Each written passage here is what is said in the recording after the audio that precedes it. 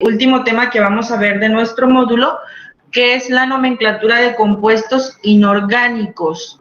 Vamos a conocer qué son, primero que nada, los compuestos inorgánicos. Hablamos de un compuesto inorgánico cuando van a ser aquellos que van a estar formados por los elementos de la tabla periódica, a excepción de casi todos los compuestos que contienen carbono.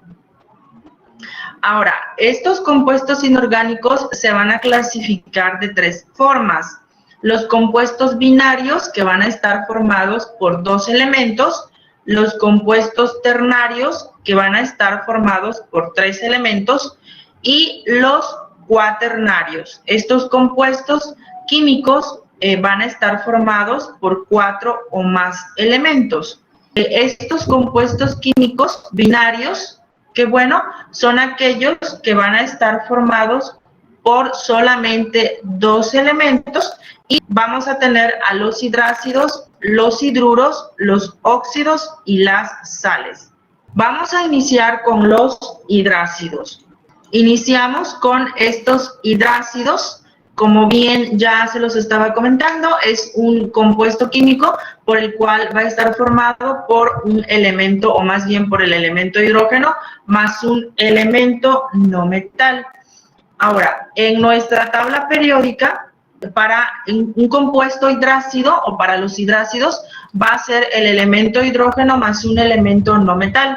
Ahora, vamos a tomar como ejemplo el elemento hidrógeno. Trabaja con un número de oxidación de 1 y se va a formar con el elemento no metal. En este caso podemos tomar el flúor, que es un elemento no metal, y nosotros podemos observar que el elemento flúor tiene un número de oxidación de -1.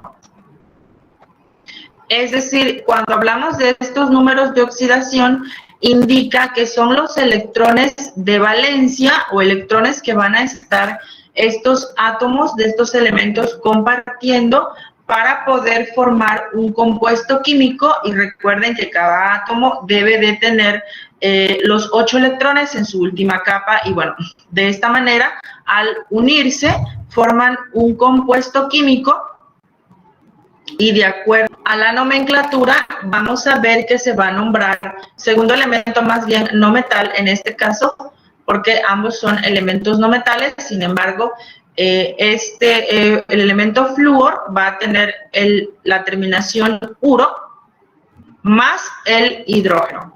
Por lo tanto, este compuesto químico se va a llamar fluoruro de hidrógeno. Ese sería nuestro primer compuesto químico, hidrácido. Ahora, aquí es muy importante conocer estos datos. Por ejemplo, el número de oxidación, que es esta parte de aquí, que son esos electrones de valencia que van a estar compartiendo los átomos. Y listo.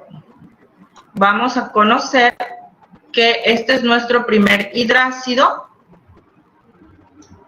Ahora, vamos a formar otro hidrácido. Tomamos como ejemplo al hidrógeno, que debe de ser esencial, puesto que es un hidrácido, y lo unimos con el elemento químico cloro.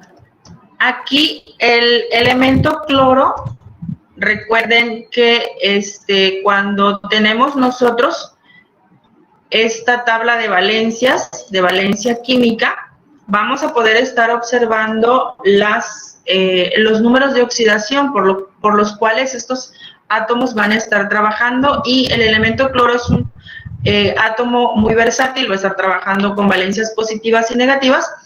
Y como aquí el hidrógeno está trabajando con número de oxidación positivo +1, entonces el elemento cloro debe de trabajar con un número de oxidación -1. Por lo tanto, va a trabajar con -1 porque se intercambian las valencias y de esa manera se forma el compuesto. Recuerden que aquí hablábamos o hablamos cuando se intercambian estas valencias y se forma el compuesto de que debe de haber un enlace químico. Y bueno, aquí vamos a ver entonces que se forma el siguiente compuesto químico. ¿Cómo se llamaría, chicos, de acuerdo a la regla? Cloruro de hidrógeno. Cloruro de hidrógeno. ¿Por qué cloruro de hidrógeno? Bueno, porque vamos a ver que de acuerdo a la nomenclatura química, la terminación para el no metal, es decir, el elemento no metal diferente del hidrógeno, porque recuerden que un compuesto hidrácido tiene que haber un elemento hidrógeno más un elemento no metal. Y aquí el elemento no metal, en el segundo ejemplo, es el cloro. Por lo tanto, la terminación del elemento no metal debe ser uro, ¿vale? Por eso es cloruro, esta parte de aquí. Por eso es cloruro. Y bueno, posteriormente se agrega el nombre del hidrógeno, ¿ok? Cloruro de hidrógeno. En general, recuerden que esta parte, ¿ok? Tiene que llevar la terminación uro, el elemento no metal, diferente del hidrógeno. Y ahí estamos hablando de un hidrácido. Ahora, vamos a ver el siguiente ejemplo, que es el siguiente compuesto binario. Recordemos que es porque están formados por dos elementos y son los hidruros. Estos compuestos van a estar formados por el elemento hidrógeno más un elemento metal. Estos elementos metales pueden ser el sodio, el potasio, cesio, etc. Aquí hay una pequeña característica, y es que el elemento hidrógeno va a estar trabajando con un número de oxidación negativo. Ok, vamos a ver en el siguiente ejemplo, los hidruros, el elemento hidrógeno más un elemento metal. Y su nomenclatura química es la siguiente: hidruro más metal, o más el elemento metal. Y bueno, vamos a ver un pequeño ejemplo. El elemento hidrógeno, que en este caso va a trabajar con un número de oxidación negativo, y lo vamos a poder formar, o más bien lo vamos a poder unir con otro átomo de otro elemento químico, como el elemento sodio. ¿Por qué el elemento sodio? Porque el elemento sodio es un elemento metal. Entonces, debe de haber esta característica. Debe de ser el hidrógeno con un elemento metal. Y recordemos, todos los elementos metales en la tabla periódica los podemos identificar aquí.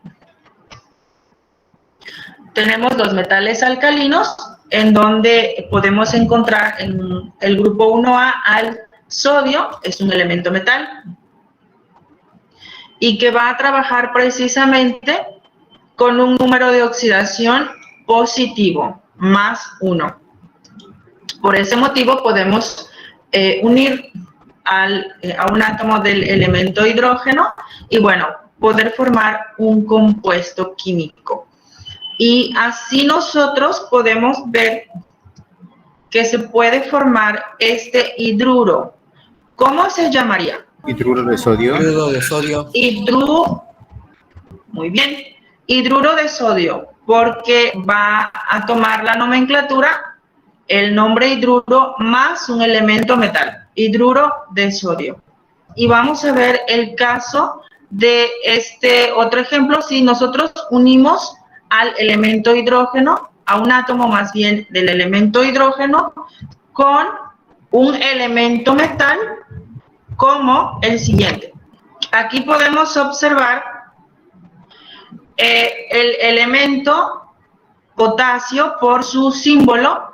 ¿Cuál es el número de oxidación? Vamos a conocerlo. A ver, aquí está, el elemento potasio también se encuentra en la fila o más bien en la columna de los metales alcalinos y que todos esos metales van a estar trabajando con un número de oxidación positivo, por eso también, ¿cómo pueden ser llamados estos átomos que van a trabajar con número de oxidación positivo? En este caso el potasio igual trabaja con 1. ¿Alguien recuerda? Estos átomos, si trabajan con un número de oxidación positivo, es decir, que van a ceder un electrón, ¿en qué tipo de ion se convierte? Son iones positivos. ¿Cómo pueden ser también llamados? ¿Cationes? Por ahí ya lo escuché. Cation. Cationes. Cation. Muy bien. Recuerden que estos iones positivos, como también son llamados cationes, bueno, van a ceder un electrón, esos átomos, y ceden electrones a los átomos que van a necesitar esta energía, estos electrones. Entonces, los que necesitan electrones, ¿cómo se llaman?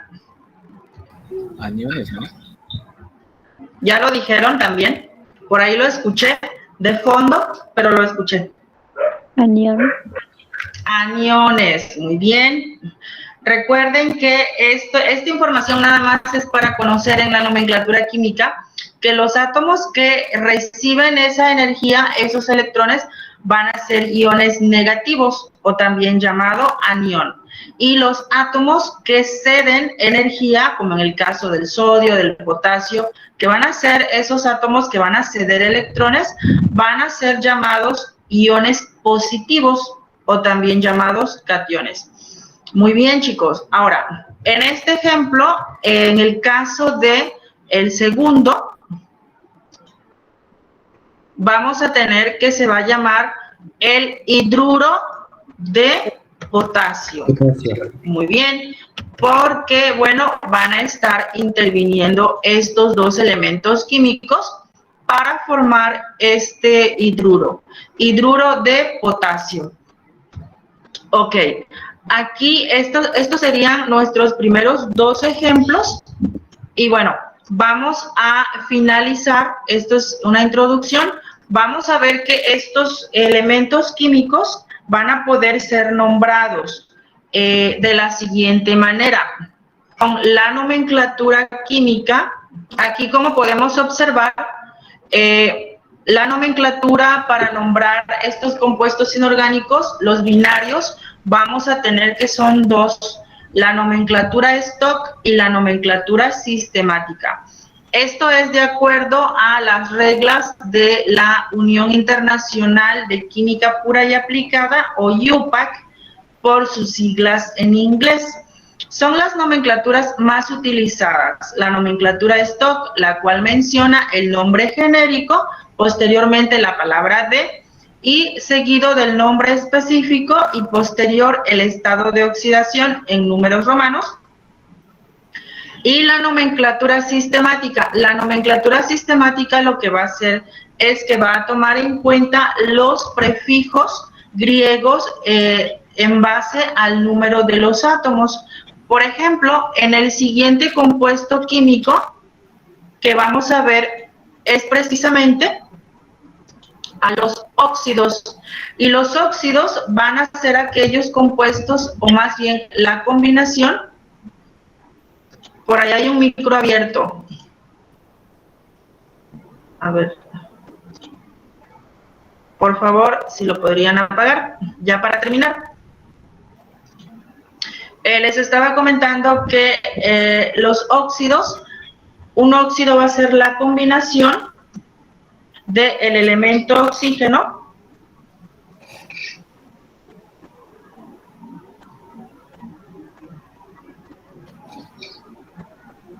a ver.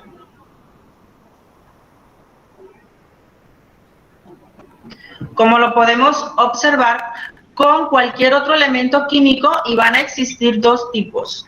los óxidos metálicos, los cuales van a estar compuestos por el elemento oxígeno más un elemento metal, y los óxidos no metálicos, que van a ser la combinación del elemento oxígeno con aquellos elementos no metales. Ok, vamos a ver este pequeño ejemplo.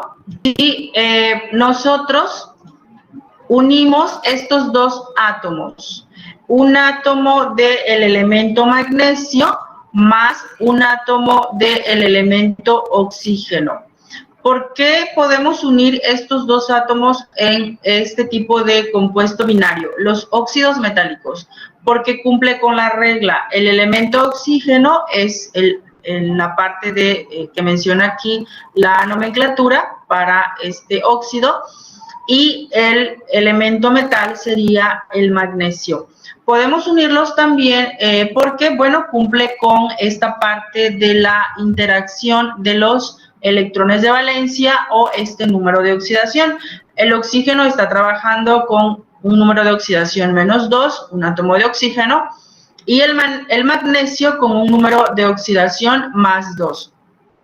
Entonces, aquí podemos ver que las cargas se igualan y se forma el óxido de magnesio. ¿Cómo lo podemos representar? Mediante la nomenclatura Stock y la nomenclatura sistemática. Bueno, vamos a ver. Aquí podemos ver la primera nomenclatura, que es precisamente el óxido de magnesio. ¿Cómo quedaría en la nomenclatura sistemática de acuerdo a los prefijos? Si nada más podemos observar que hay un átomo de oxígeno. Monóxido de magnesio. Así es. ¿Por qué monóxido? Porque nada más va a tener un átomo, o sea, un átomo de oxígeno. Recordando lo que es un enlace iónico, la atracción electrostática entre dos átomos diferentes. Es decir, estos átomos, uno va a ser un ion positivo y otro negativo, pero la característica de un enlace iónico es que va a ocurrir entre un elemento metal, como lo podemos apreciar aquí, que es el sodio, y un elemento no metal, que es el cloro. Es decir, el enlace iónico va a permitir la formación de estos compuestos iónicos, ¿vale? Que bueno, van a ser solubles en disolventes polares, sólidos a temperatura ambiente, etcétera. Estos compuestos iónicos, recuerden, ocurren entre un elemento metal y un elemento no metal. Aquí, como podemos apreciar en este ejemplo, el elemento metal sería el magnesio y el elemento no metal sería el oxígeno. Este es el elemento metal y esta parte de aquí, el elemento no metal. Ok, bueno, aquí está. Entonces, este compuesto químico se forma por un enlace iónico. Y de acuerdo a la nomenclatura Stock se llama óxido de magnesio, y a la nomenclatura sistemática monóxido de magnesio. Como bien dijo su compañero, monóxido de magnesio porque, pues bueno, va a ser un compuesto químico el cual simplemente va a tener un átomo de este elemento que es el oxígeno, y por eso va a ser el prefijo mono. Para la nomenclatura sistemática vamos a tener estos prefijos: mono para un átomo, di para dos átomos y así sucesivamente.